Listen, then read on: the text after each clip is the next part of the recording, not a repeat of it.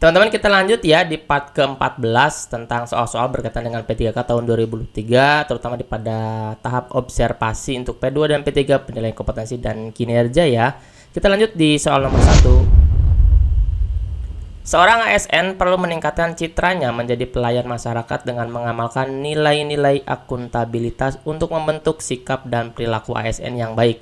Berikut ini yang bukan termasuk ke dalam sikap tersebut adalah yang mana? Kalau kemarin di part ke-13 kita coba untuk bahas yang soalnya terakhirnya adalah kecuali. Nah, kecuali ini bisa kita lihat sih paling terakhir teman-teman. Kalau misalkan soal-soal yang tidak terlihat kecualinya, ini dilebur menjadi satu pokok permasalahannya teman-teman ya. Karena di sini ada kalimat berikut ini yang bukan termasuk. Kalau bukan termasuk berarti dia juga kecuali dari penjabaran yang awal. Nah, yang mana nih yang tidak termasuk ke dalam sikap tersebut? Sikap apa? Sikap mengamalkan nilai-nilai akuntabilitas. Apakah A mengedepankan kepentingan publik? Ini adalah nilai-nilai atau amalan sikap-sikap akuntabilitasnya. Kita akan checklist, kita akan cari yang negatif. Integritas ini pasti, prinsip imparsial ini pasti, yang tidak termasuk ke dalam akuntabilitas adalah intoleransi keberagaman. Yang ini teman-teman, yang D. Karena di sini adalah mencari yang bukan, maka kita akan pilih yang negatif. Intoleransi keberagaman, harusnya toleransi keberagaman. Karena intoleransi adalah sebuah paham atau pandangan yang mengabaikan seluruh nilai-nilai dalam toleransi, yaitu perasaan empati kepada orang atau kelompok lain yang berasal dari kelompok, golongan, atau latar belakang yang berbeda. Intoleransi. Yang benar adalah toleransi. Seperti itu ya teman-teman ya. Kita lanjut di soal nomor 2. Bila ada temanmu menulis gelar yang salah pada saat membuat surat undangan rapat, apa yang akan kamu lakukan? Apakah A. marah karena gelar tersebut hasil kerja keras? B. biasa saja tidak marah sama sekali? C. saya ingatkan dengan tegas agar ia jerak? D. saya mengingatkan kekeliruannya dengan cara yang baik? E. salah menulis gelar adalah hal yang biasa terjadi. Teman-teman semua, kalau misalkan ini adalah undangan rapat, berarti kan ini undangan rapat resmi.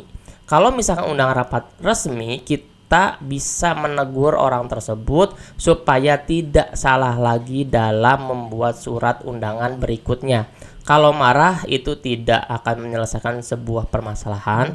Biasa saja tidak marah sama sekali, ini benar teman-teman. Tapi ada tindakan yang harus dilakukan supaya solusi untuk undangan rapat selanjutnya adalah menjadi gelar yang sesuai dengan gelarnya teman-teman semua. Jadi ini kurang tepat. Saya ingatkan dengan tegas agar ia jerak. Nah, ini boleh kita checklist. Nanti kita akan cari yang mana yang paling tepat.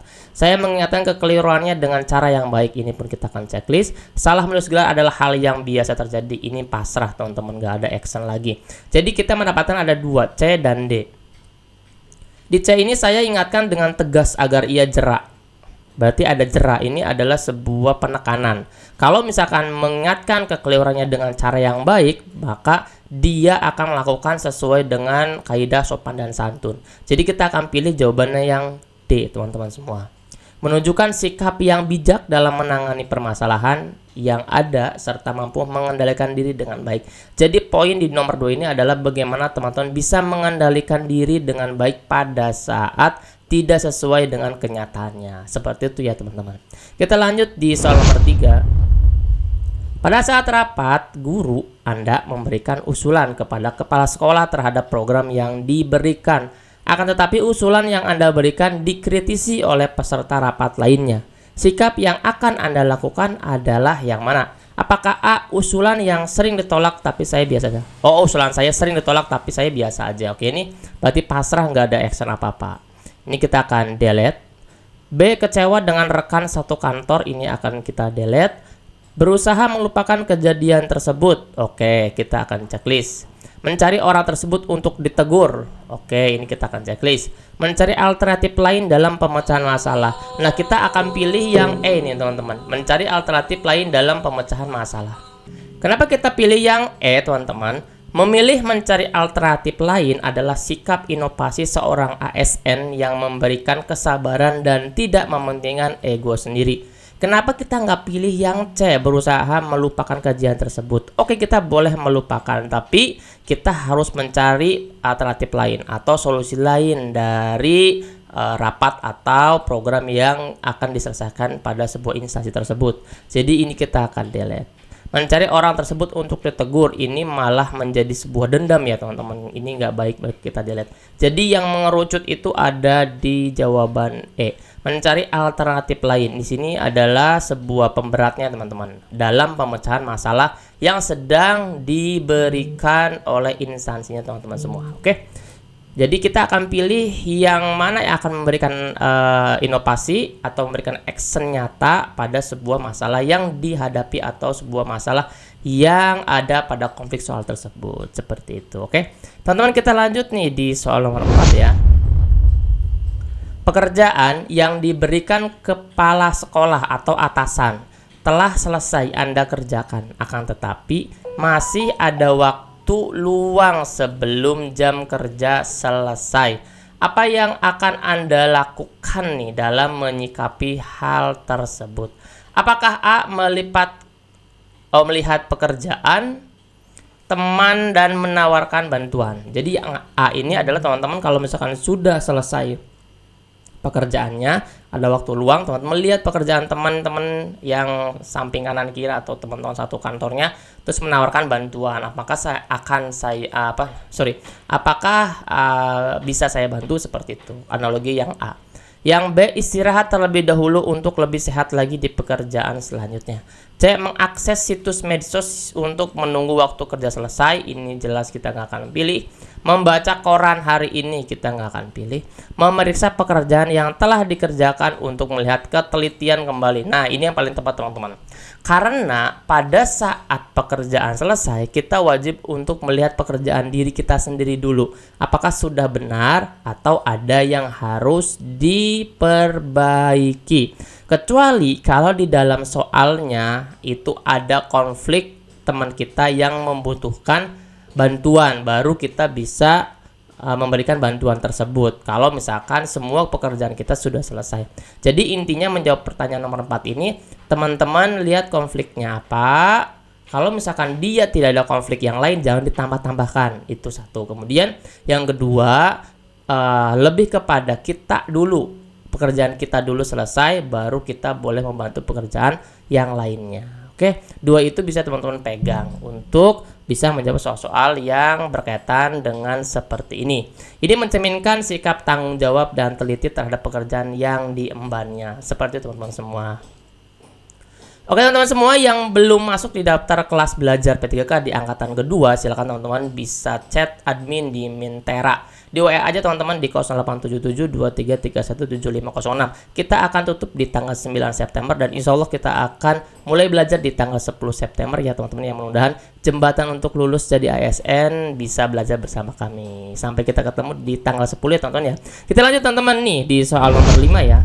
Anda ditugaskan menggantikan kepala sekolah dalam memimpin rapat di kantor.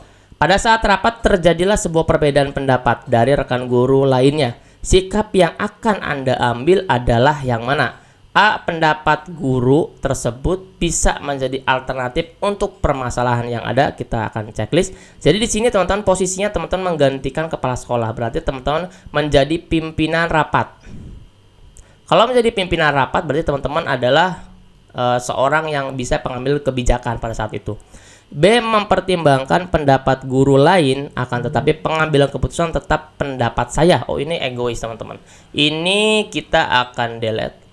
C. Perbedaan akan selalu ada dan itu sangat wajar. Ini hanya pernyataan, bukan sikap yang harus kita ambil. Kita akan delete. Jadi kita harus bisa memisahkan mana pernyataan, mana pertanyaan, mana pengambilan sikap supaya kita tidak masuk ke dalam ke distrak teman-teman. Jadi soal ke opsi seperti itu. D. Mempertanyakan kepada guru tersebut mengapa berbeda pendapat. mengingatkan bahwa pendapat yang ada pada rapat tidak boleh bertentangan dengan pendapat pimpinan rapat. Ini jelas tidak kita akan pilih. Ini sama-sama egoisnya, teman-teman. Yang D, kenapa kita nggak pilih nih? Mempertanyakan pada guru tersebut mengapa berbeda pendapat. Ini juga masuk ke dalam soal nomor 5, teman-teman. Tapi yang paling tepat adalah yang A, pendapat guru tersebut bisa menjadi alternatif untuk permasalahan. Jadi kita satu menghargai, kemudian kita telaah jawaban tersebut, bisa nggak kita kasih alternatif untuk program yang sedang dibicarakan pada rapat tersebut. Seperti itu ya teman-teman ya.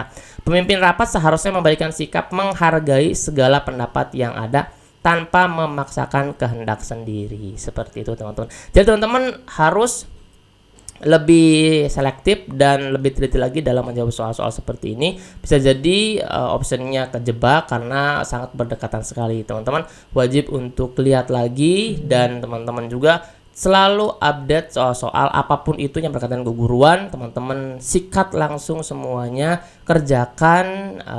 Semoga itu bisa jadi bekal teman-teman semua pada saat nanti menjawab soal-soal di P3K.